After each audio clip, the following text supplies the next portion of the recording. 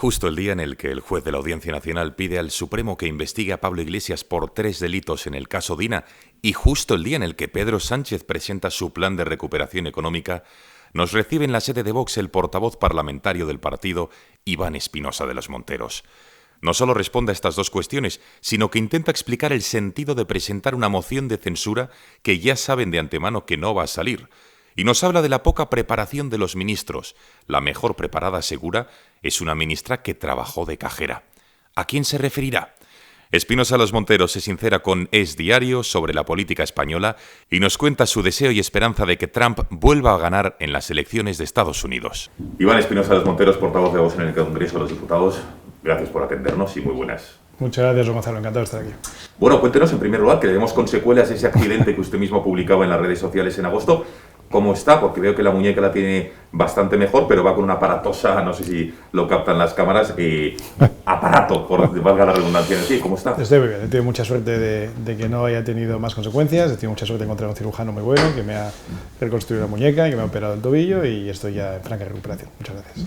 Bueno, por cierto, ¿quién le robó el portafolios? Porque creo que también lo colgó la semana pasada, no sé si... Y luego, ¿qué contenía? Porque no sé si está preocupado por lo que contenía y sabe usted algo de la identidad, quién o por qué le robó un portafolios. Qué raro.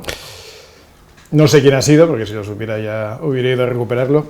Tengo intuiciones, pero la intuición que tengo es que lo que se buscaba era algo de información acerca de cómo pensamos, acerca de qué tipo de cosas nos preocupan, y para eso no hacía falta robarme portafolios. Y nosotros somos muy claros y no escondemos nada. Todo lo que decimos es todo aquello que hacemos, todo lo que nos preocupa es lo que decimos, y por lo tanto creo que un partido tan transparente y tan claro como el nuestro pues no requiere de más labores de contrainteligencia ni de búsqueda de papeles para entender lo que estamos pensando. Contrainteligencia, con lo cual no fue algo fortuito. Bueno, fortuito en ningún caso. Un robo nunca es fortuito. Bueno, hablemos de la situación de la pandemia, si le parece, porque ayer conocíamos que la Audiencia Nacional rechazaba las medidas cautelarísimas que había presentado Vox, después admitía a trámite un recurso con medidas cautelares. No sé cómo interpreta ese rechazo de la Audiencia Nacional y qué espera que ocurra. Es decir, de momento van a seguir las medidas del Gobierno con Madrid. Lo que se presentó en su momento fueron tres tipos de solicitudes de toma de medidas, dos en TSJ y uno en la Audiencia Nacional. En la TSJ, una que tenía que ver con defectos de forma, en lo que se había presentado, y otro defectos de fondo. En los defectos de forma, como se subsanaron ese defecto de forma, pues la TSJ, como es lógico, inadmitió aquí. Y en la Audiencia Nacional sí admitió nuestra solicitud de medidas cautelares, y lo que pasa es que no van a ser cautelarísimas, no suspenden de manera inmediata. Van a tardar unos días en tomar la decisión sobre si lo que pedimos, es decir, que se suspendan esas medidas tomadas contra los madrileños, se puede producir o no. Tenemos enormes esperanzas de que así sea, porque lo que está pasando en la Comunidad de Madrid es que el gobierno del Partido Socialista por un lado y el gobierno del Partido Popular en la Comunidad de Madrid por otro están en una batalla en la que los madrileños somos sus rehenes, o son sus rehenes. Y creemos que es algo tremendamente injusto y que además no tiene nada que ver con el estado de epidemia, que, como es notable, desde hace 15 días está en franco retroceso. Pero entonces, por entender cuál es la posición, su posición o la de su partido, teniendo en cuenta los dos tipos de posiciones, las del Gobierno, que es ese cierre perimetral de todo Madrid capital, y la postura del Gobierno de la señora Ayuso, que es esas zonas básicas de salud, también cerrarlas, pero zona a zona, ¿ustedes de qué son más partidarios? ¿De la postura de la comunidad o la del Gobierno? Lo que somos más partidarios es que se apliquen criterios médicos, criterios científicos, y que sean los mismos criterios, no ya para todo el conjunto de los madrileños, sino para el conjunto de todos los españoles. Lo que pasa es que cuando usted dice que si es la postura del Gobierno de la Comunidad o del Gobierno central, es que en el Gobierno de la Comunidad tampoco hay mucha claridad, porque por un lado está lo que dice la señora Ayuso y por otro está lo que dice el señor Aguado. Por lo tanto, no hay una postura única, unívoca y francamente reconocible del Gobierno de la Comunidad. Nosotros lo que pedimos son cosas de sentido común. Es lo que viene pidiendo Rocío Monasterio en la Comunidad de Madrid desde el principio, desde el mes de enero, que ya empezó a pedir medidas cautelares precisamente, pues cerrar el aeropuerto a aquellos viajeros procedentes de China. En febrero pedimos que se hiciera lo mismo con los viajeros procedentes de Italia, no porque nos gusten más o menos los chinos ni los italianos, sino porque eran los focos de contagio que en ese momento se veían. En el mes de marzo se pidió que se confinaran aquellas poblaciones donde podía haber rebrotes, y se habló de algunas donde se habían identificado rebrotes, no se quiso hacer.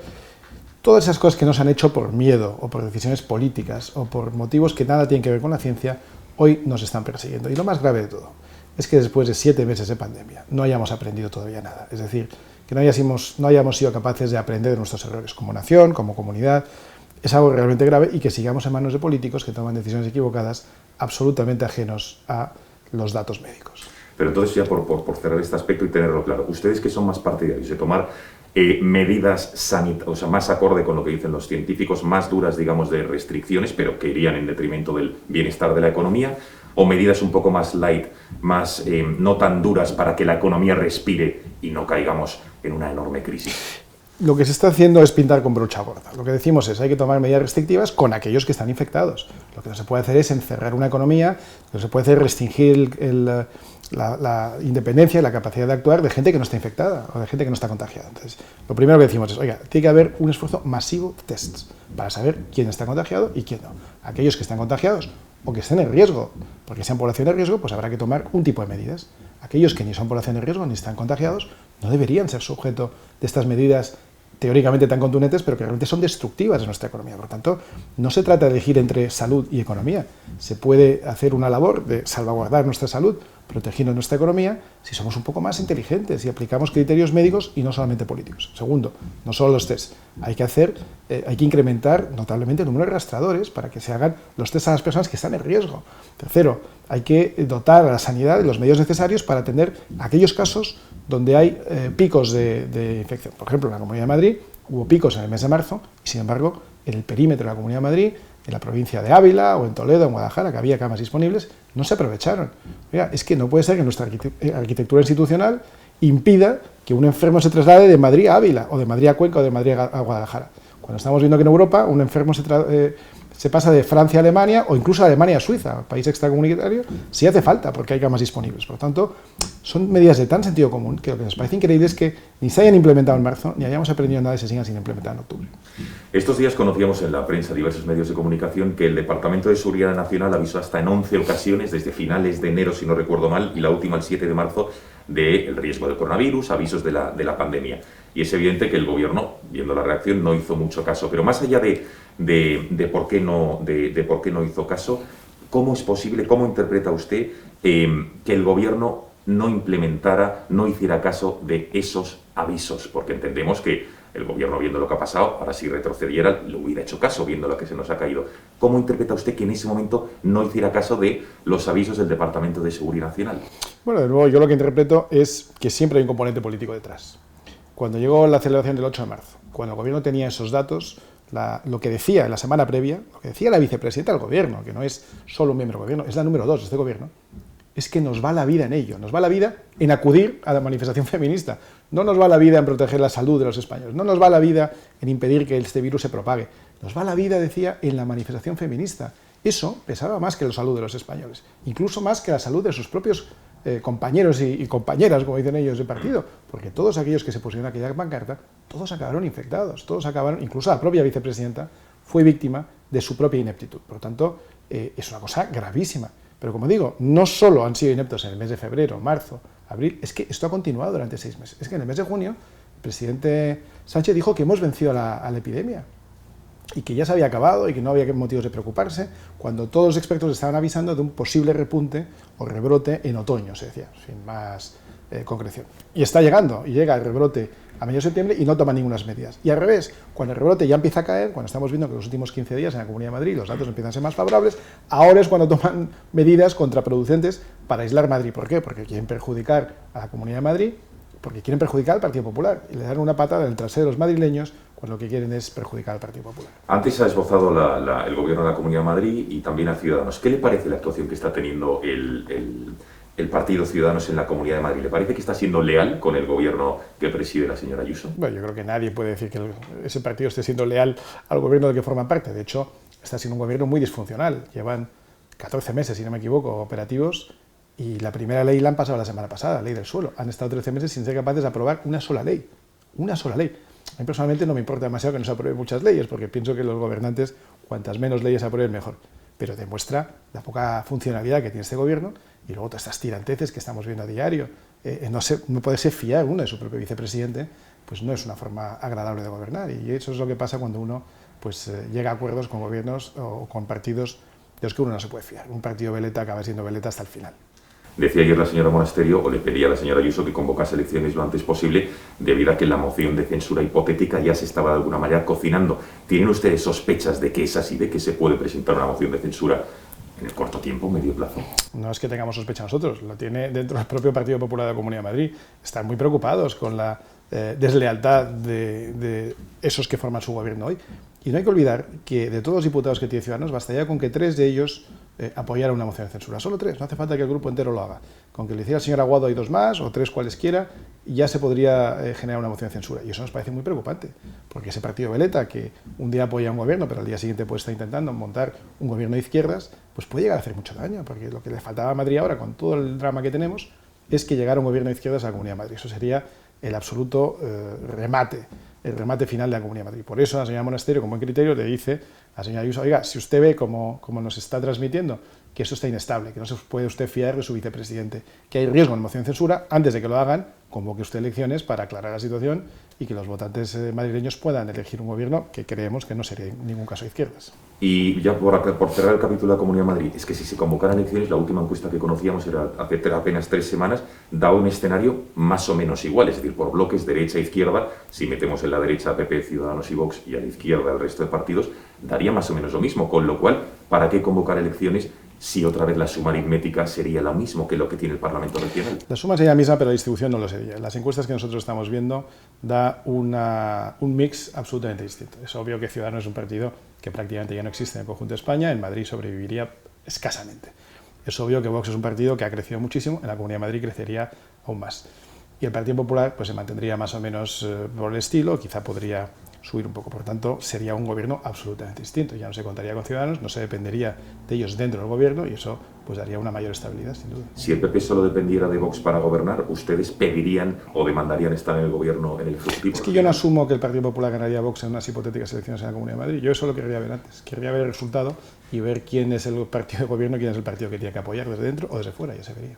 Bueno, en cualquier caso tendrían que llegar a acuerdo porque ninguno obtendría mayoría absoluta, desde luego. Sí, lo que sí se puede demostrar es lo que se ha hecho en el pasado. En el pasado, en el último año, Vox ha apoyado al Partido Popular desde fuera en la Junta de Andalucía, en la Comunidad de Madrid, en el Ayuntamiento de Madrid, en la Comunidad de Murcia. Es decir, creo que tenemos un track record, como dicen los ingleses, tenemos un historial de haber hecho las cosas bien, sin pedir absolutamente nada a cambio para el partido, solo el cumplimiento de un programa sensato y por ahora pues creo que es una forma de contribuir a la confección de gobiernos que no se ha visto en otros partidos.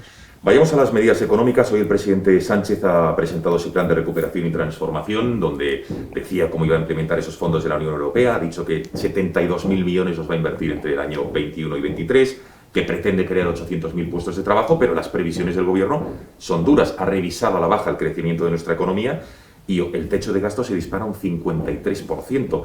¿Cómo analiza esta situación? Porque está claro que viene el dinero de Europa, está bien empleado, lo está haciendo bien económicamente el gobierno. El día que Pedro Sánchez llegó de Bruselas y se le recibió con un aplauso, primero en el Consejo de Ministros y luego en el Congreso por parte de sus ministros y sus acólitos, nos venía a decir que tenía 140.000 millones para gastar inmediatamente y sin ninguna condición. Eso fue un poco la filosofía que nos decían. Según se ha ido comprobando en letra pequeña y según Europa ha ido cada vez poniendo más condiciones, hemos sabido, primero, que los 140.000 millones no van a estar disponibles de manera inmediata, sino que son a lo largo del tiempo. Y segundo, que por supuesto que están condicionados a la realización de ciertos programas. Es decir, que esto no está para gastarlo en chiringuitos y incluso más. Hay que procurar que no sea gasto, sino que la mayor parte posible de esto sea inversión. ¿Inversión en qué? Pues puede ser inversión en infraestructuras, puede ser inversión en mejorar nuestro sistema educativo, puede ser inversión en cambiar nuestro sistema, nuestro plan hidrológico nacional. Es decir, más que gastarlo, lo ideal sería invertirlo de una manera que fuera rentable durante mucho tiempo. España hizo un enorme esfuerzo de inversión en los años 90, ha pasado casi una generación, 25 años, quizás sea el momento de volver a hacer una segunda gran oleada de inversiones. Inversiones, como digo, que rindan sus frutos a lo largo de muchos años. Si lo que va a hacer el señor Sánchez es utilizar ese dinero para gastarlo como se utilizó pues, después de la crisis de 2008, en un plan España, en abrir una zanja y cerrarla, eso va a ser un plan y una receta para el fracaso absoluto. Y si en paralelo lo que estamos oyendo de Podemos es que quitar el techo de gasto es una victoria para la sociedad, es desconocer por completo cómo funciona la economía, es llevarnos al desastre. La presentación que hizo ayer la ministra de Hacienda respecto al techo de gasto, sin una sola previsión revisada de cuál va a ser el EFI del año que viene, sin una sola previsión de la creación de empleo, sin una sola previsión de la generación de ingresos, es de un amateurismo que asusta a los economistas más básicos. O sea que lo que tenemos delante es un reto tremendo que este gobierno creo que no va a ser capaz de gestionar. Y eso puede ser mucho más dañino para la economía española de lo que estábamos pensando hasta ahora. Decía usted que ayer Podemos celebraba ese aumento del techo de gasto. El presidente de su partido, Santiago Abascal, decía, abro comillas, celebran su crimen contra la prosperidad y el futuro de los trabajadores, celebran la ruina que han provocado. celebran la miseria que provocarán. Algún día serán juzgados por ello. ¿De verdad creen que se puede llevar a juicio a algún gobernante por su gestión de la economía, señor Espinosa de Montero? Pues depende si su gestión acaba siendo negligente o criminal. Si es simplemente negligente, pues no se podrá. Si se incurre en acciones o iniciativas criminales, pues sí se podrá acabar llevando a juicio. Desde luego, por ahora, la negligencia está fuera de toda duda. Es el gobierno más negligente que hemos conocido nunca, es el peor gobierno posible en el peor momento posible, y estamos en manos de gente que no sabe cómo funciona la economía. Es que cuando uno mira el Consejo de Ministros, empezando por el presidente de gobierno, llegando al último ministro, se da cuenta de que ninguno de ellos ha trabajado nunca en el sector privado. ¡Nunca! Más allá de una señora que estuvo de cajera unos meses, que eso está muy bien. Pero quitando eso, no han trabajado nunca en el sector privado. No han tenido nunca una iniciativa propia. No saben lo que es intentar salir a buscar un cliente, intentar vender un producto o un servicio, intentar cobrarlo. No saben lo que es adelantar un IVA porque luego ha facturado uno sin poderlo cobrar. No sabe lo que es tener que cumplir con unas obligaciones a final de mes o tener que cumplir con una plantilla con la que quizá uno no tenga ingresos para cubrir sus sueldos. No tienen ni idea de cómo se genera un puesto de trabajo. No tienen ni idea de lo difícil que es levantar una persiana en un comercio. No tienen ni idea de las vicisitudes que pasan todos los españoles todos los días de su vida, porque viven en un mundo paralelo, que es el mundo de lo público, la industria política de la que todos provienen. Pero, sin embargo, señor Espinosa de los Monteros, en el acto de hoy, nuevamente Pedro Sánchez ha estado acompañado de la plana mayor de las empresas del IBEX 35, con lo cual empresarios que sí que tienen idea de lo que es de pagar nóminas, de pagar el IVA, de momento secundan las medidas del gobierno, por lo menos les acompañan en los actos públicos. La irresponsabilidad de muchos directivos del IBEX 35, que no son empresarios, sino que son directivos, eso daría para un programa entero otro día. Me quedo con ese titular. Bueno, por cierto, una última cuestión económica. ¿Cree que el gobierno se va a atrever a quitar la exención del IVA a la escuela privada, a la sanidad privada, o realmente va a quedar en agua de borrajas? Y si lo hace, ¿por qué cree que lo hace? ¿Por qué les va a hacer ahora a una escuela privada o a alguien que va por el seguro privado a pagar un 21% de IVA si está exenta hasta ahora? Pues por pura ideología, lo que han hecho siempre. Si usted va mañana a un fisioterapeuta, pues tiene un cierto precio. Saber que mañana le va a costar un 21% más, pues quizá haga que usted deje de ir a ese fisioterapeuta, o que deje de ir al médico, o que deje de ir al podólogo. La privada y pública. Como la ideología lo nubla todo, no se dan cuenta de que la sanidad privada, como la educación privada, como la educación concertada, no solo tienen la virtud de que permite que en el mercado la gente elija lo que quiera, sino que además impide que se sature la sanidad pública o la educación pública. En un momento en el que los españoles lo están pasando mal, que les digan que el colegio de sus hijos va a costar un 21% más, que el podólogo, que el fisioterapeuta, que el médico les va a costar un 21% más, es un ataque en la línea de flotación de la clase media española depauperada, que bastante está sufriendo, que bastante mal lo está pasando y que encima le van a rematar. Sería de una irresponsabilidad tremenda, pero no descarto que efectivamente lo haga. Bueno, recta final, vamos concluyendo, pero hay algunos temas que sí que me gustaría abordar. La moción de censura que ya han anunciado, no sé si ya la ha tramitado la mesa del Congreso, ¿tienen ya fecha de qué día se va a presentar oficialmente? ¿Va a salir ahí su candidato, su partido a proponerla? No hay fecha todavía, la mesa la ha validado, pero todavía no se ha puesto fecha. En la mesa del martes que viene nos han dicho que se tratará el tema. Supongo que no están intentando, digamos, retrasarla, pero claro, cuando uno mira cuánto tiempo pasó entre la fecha de registro y la fecha de la celebración de esa moción de censura en el pasado, pues ha habido 4 y una duró 6 días, otros 7 días, otros 5 días, hubo una que fue un poco más, la de Podemos, duró 25 días, en esta van a pasar por lo menos 20 días y estamos esperando todavía que el gobierno le diga a la mesa del Congreso cuándo quiere que se haga esta moción de censura, porque lo que no cabe duda es que la fecha la está dirigiendo el gobierno. Enseguida me explica los motivos de la moción, pero ¿qué sentido tiene presentar una moción a sabiendas de que no se va a ganar? Más allá de los motivos de un partido u otro, pero a nivel teórico, presentar una moción sabiendo que no se suma, ¿qué sentido tiene? Bueno, pues el mismo sentido que han tenido todas las mociones anteriores, porque cuando se presentaron parecía que no se iban a ganar. Ha habido una que finalmente se ganó, pero en el momento que se presentó no lo parecía. Pero le digo más, el mismo sentido que tienen todas las iniciativas que llevamos al Congreso, todos los partidos que no estamos en el gobierno, cuando el Partido Popular o Ciudadanos o Unión del Pueblo de Navarra o Navarra Suma trae una iniciativa, ya sabe que no la va a ganar. Nosotros hemos presentado miles de iniciativas, PNL, proposiciones de ley, Oiga, ya sabemos que no las vamos a ganar. ¿Cuál es el sentido? El sentido es mostrar lo que hay que hacer, mostrar el camino correcto.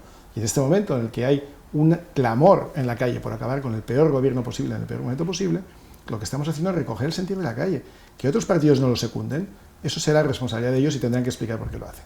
Pero no se puede evitar, en este momento tan dramático, hacer una moción de censura a este gobierno, porque es una enorme responsabilidad no hacerlo. Y es una enorme responsabilidad no apoyarla. Y luego, si se gana o no, pues lo veremos en los próximos días. Y si hay algún diputado del Partido Socialista que de repente ve la luz y se da cuenta de la irresponsabilidad en la que está sumido apoyando a este presidente de gobierno y decide apoyarlo. Bueno, pues cosas raras se han visto en el pasado. ¿Esto es ironía o de verdad lo cree que pueda pasar? Bueno, si usted le hubiera preguntado a Pedro Sánchez si iba a ganar la moción de censura hace 1 año y medio, nadie pensaba que le iba a ganar. Bueno, el candidato natural era Santiago Abascal porque su presidente finalmente lo va a ser, pero ¿sondearon a otros partidos en busca de consenso sobre otro candidato o nunca se barajó la posibilidad de que no fuera Santiago Abascal el candidato? Sí, fuimos muy abiertos en el sentido que buscaríamos candidatos que estuvieran dispuestos a presentarse, que tuvieran un cierto bagaje, que tuvieran un cierto currículum para poder hacer, si traían o sean capaces de sumar más apoyos. La realidad es que hemos hablado con gente que ha tenido responsabilidades de Estado de ambos lados del espectro, nos han animado mucho, pero es verdad también que esto es un ejercicio que implica un cierto desgaste, porque uno recibe muchos ataques de la prensa, de su propio partido, del partido contrario, por tanto no hay mucha gente dispuesta a asumir ese desgaste. Santiago Abascal sí está dispuesto a asumirlo, ha sido muy generoso en abrir digamos, el abanico de posibilidades para ver quién lo podía presentar. Hemos dejado 2 meses también, por si otros partidos pretendían liderarlo, y hemos dicho que si otros partidos lo hacían, nosotros lo apoyaríamos, no hay ningún afán de protagonismo, pero a la vista de que otros partidos no son capaces de ejercer la oposición y que otros candidatos no están dispuestos a asumir ese desgaste, pues Santiago Abascal ha tomado ese paso de liderazgo y se convierte ya prácticamente en el único partido y el único líder de la oposición. ¿Nos puede dar algún nombre de a quién pudieron sondear o pensaron? ¿Qué hombres de Estado o personalidades de Estado? Por discreción y por mantener la buena relación con ellos no lo vamos a hacer, pero son, digamos, personas que, como digo, han tenido responsabilidades de Estado en el Partido Socialista y en el Partido Popular. ¿Cree usted que está con el actual gobierno, está el modelo constitucional en riesgo? Lo digo porque se está atacando a la figura, al jefe del Estado, que en este caso es el rey. ¿Con esos ataques se critica solo a la monarquía o el modelo constitucional, a su juicio? Lo que se está poniendo en jaque es el modelo constitucional del 78 en su conjunto. De la misma manera que parte de su gobierno tiene la tremenda responsabilidad de haber contribuido a la degradación de las instituciones en Venezuela, en Bolivia, en Ecuador, incluso en Nicaragua, siguiendo el modelo cubano, pues ese es el mismo modelo que quieren traer aquí. Y van buscando la manera de influirlo todo. Toman el control de la Fiscalía General del Estado para hacer la Fiscalía General del Gobierno. Toman el control de la Abogacía del Estado para que aquellos que no siguen instrucciones políticas sean apartados. Toman el control del Parlamento e impiden que el Congreso ejerza su función de control sobre el Ejecutivo durante los primeros meses de la pandemia. Toman el control de la televisión española, hasta el Instituto Nacional de Estadística, de todo. Es decir, toman el control de todas las instituciones. Y de todas las instituciones, menos una con la que no pueden, que es la Casa Real. Hasta con el CNI han podido, pero con la Casa Real no han podido. Y por tanto, es una figura que quieren derrocar, porque saben que es una figura que está por encima de todos los partidos políticos.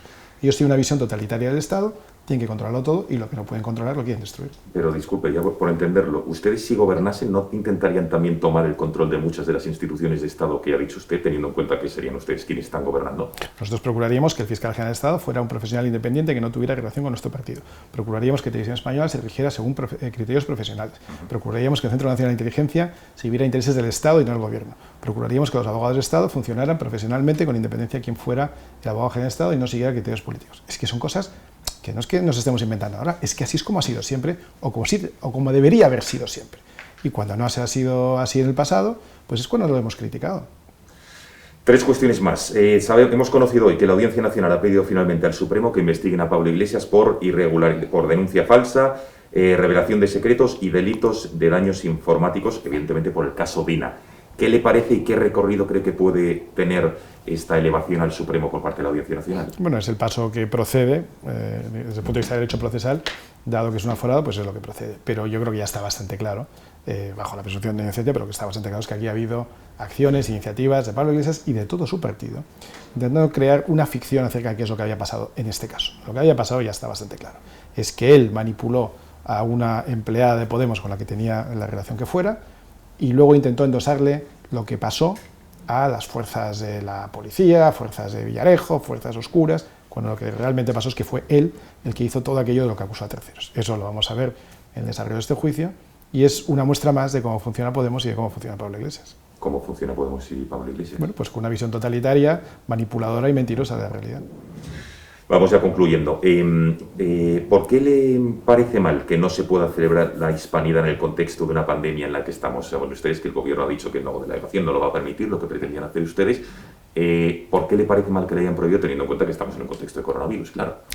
Lo que nos parece mal es que a los españoles se les permita viajar todos juntos en el metro, se les permita ir en el tren todos pegados, en el avión, que se pueda circular por la calle, pero cuando estamos hablando de hacer una cosa en el Día de Hispanidad, siguiendo todos los protocolos de seguridad y de sanidad más sensatos, manteniendo distancia de seguridad, yendo con máscara. Es decir, caminar por la calle como caminamos normalmente, pero de manera organizada, que eso lo pretendan prohibir. Lo que están pretendiendo prohibir no es por un tema sanitario, es por un tema ideológico, como todo lo que hemos hablado a lo largo de esta entrevista. Es que todo responde a motivos ideológicos.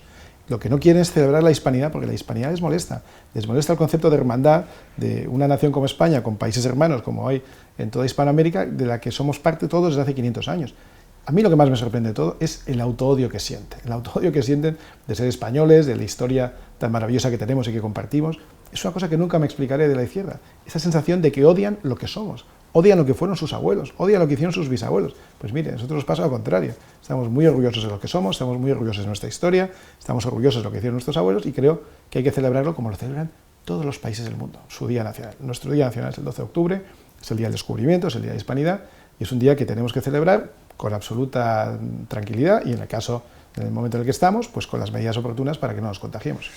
¿Es reversible la polarización que se está viviendo ya no solo en la política española, sino también en la sociedad? Se ve que claramente la gente solo lee lo que es acorde afín a sus creencias, convicciones, no lee lo que piensa al contrario, y se nota en familias, en amistades, también se ve en la clase política. Yo no sé si usted, por ejemplo, tiene amistad con algún político que no sea de su partido o de su bloque, es decir, alguien de izquierdas. ¿Cree que es reversible esta polarización que hay en la sociedad española? Pues cada vez es más difícil porque hay dos fuerzas que están tirando mucho, que son la izquierda y el nacionalismo. Es decir, la izquierda que tenemos hoy, no es la izquierda de hace 20 años, es una izquierda cada vez más sectaria, es una izquierda, por cierto, cada vez más lejana y alejada de los problemas de los trabajadores. Es decir, hace 20 años a la izquierda le podía preocupar las condiciones laborales del trabajador, que tenga prosperidad, que tenga una buena educación, que tenga una... Hoy, ¿qué les preocupa? Le preocupa el género, el LGTB, la ecología, cosas que nada tienen que ver con el bienestar de los españoles. Es más, lo que están haciendo con todos esos mantras que tienen es perjudicar el desarrollo de los españoles, porque cada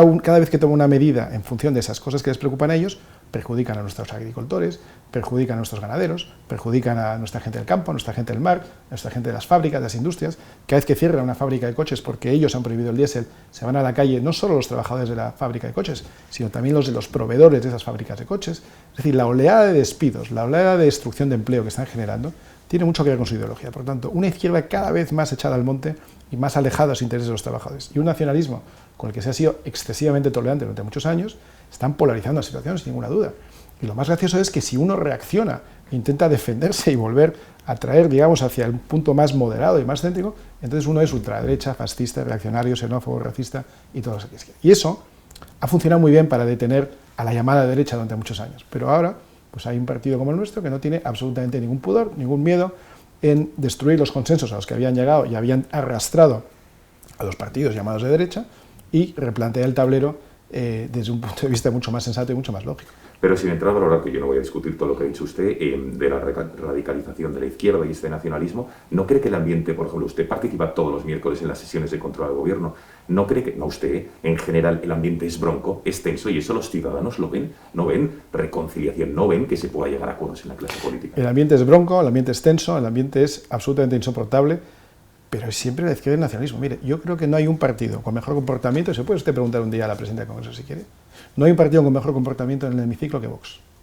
Usted lo puede comprobar los miércoles, cuando habla uno, los otros gritan, cuando habla los otros, gritan los unos. Nosotros no gritamos, nosotros no impedimos que los demás hablen ni que digan, y dicen barbaridades, nos dicen absolutas barbaridades. No nos importa, porque nosotros tenemos una fuerza que los demás no tienen, que es el valor de las ideas. Y cuando uno está convencido de que sus ideas son superiores a las demás, y cuando uno sabe que sus ideas y sus convicciones son las que han generado la mayor prosperidad en la historia de la humanidad, pues uno va con mucha tranquilidad y puede decir las mismas cosas en un tono mucho más suave como el que decimos nosotros. Que los demás estén en un momento bronco, que los demás estén intentando impedir que hablemos, que nos tilden de ultraderecha, de fascistas, de racistas, todo eso es absolutamente irrelevante, pero es una muestra de cómo están echados al monte la izquierda y el nacionalismo. Bueno, el otro día estaba a su lado la diputada Lona, creo que le gritó, no recuerdo aquí, en un cállate la boca, y usted estaba al lado de la diputada Lona. Mire, no hay momentos, don Gonzalo, en los que ya es tan difícil siquiera tomar el uso de la palabra. Cuando la presidenta me haya dado el uso de la palabra, que yo comprendo que todos tenemos un límite, o hagamos bastante bien las formas, y hay un momento en que, venga, hay que pedir orden porque es una absoluta vergüenza lo que vimos ahí todos los días. Una vergüenza, no es nada menos que una vergüenza. Última cuestión, elecciones en Estados Unidos. Donald Trump le acaban de dar el alta, ha vuelto en todo muy fotografiado, muy al estilo norteamericano, a la Casa Blanca, todavía tiene el coronavirus, se sacó la mascarilla y dijo a sus seguidores y a los ciudadanos estadounidenses que no tuvieran miedo al virus, que se podía vencer. ¿Qué le parece cómo ha reaccionado Donald Trump a tener el virus y las horas que han venido? Bueno, pues parece que no le afecta mucho, por lo que se ve. No ha estado ni mucho tiempo hospitalizado, ni el tiempo que ha estado parece que haya sido muy grave su estado de salud, porque lo hemos visto pues, trabajando, hablando con cierta naturalidad, tenía buen color, no le faltaba aliento a la hora de hablar, es decir, que no ha debido tener una comparecencia muy dura, ¿no? Yo creo que llega con fuerza, yo creo que quedan, si no me equivoco, 2 debates más con Biden, donde tengo la sensación, lo veremos, de que Trump tiene más capacidad, tiene más potencia de tiro en los debates, y yo creo que Biden, pues, que además no es él el que se presenta realmente candidato, es Kamala Harris la que viene detrás, porque Biden por edad, por estado mental, por su capacidad, pues yo creo que si llegara a ganar... ¿No está bien mentalmente?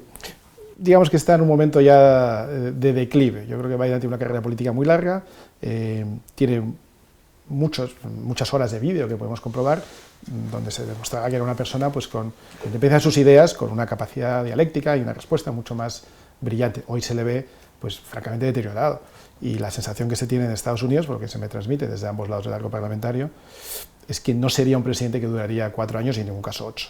Por lo tanto, según la Constitución americana, en caso que el presidente dimita o cese, el siguiente es el vicepresidente, que sería el que tomaría la presidencia. Y es de lo que se trata, de que una persona bastante radicalizada como Kamala Harris acabará siendo vicepresidenta. Y si tuviera que apostar, Presidente. ¿por quién apostaría? Biden, desde el punto de vista del primer martes de noviembre. Bueno, yo creo que es bueno para Occidente y es bueno para el orden mundial que gane Trump. Y yo creo que sería muy malo para Occidente y muy malo para todos aquellos principios y valores que han hecho de Occidente el mejor lugar del mundo para nacer en este momento. Sería muy malo que no ganara Trump. Iván Espinosa Desmonteros, gracias por habernos atendido. Muchas gracias.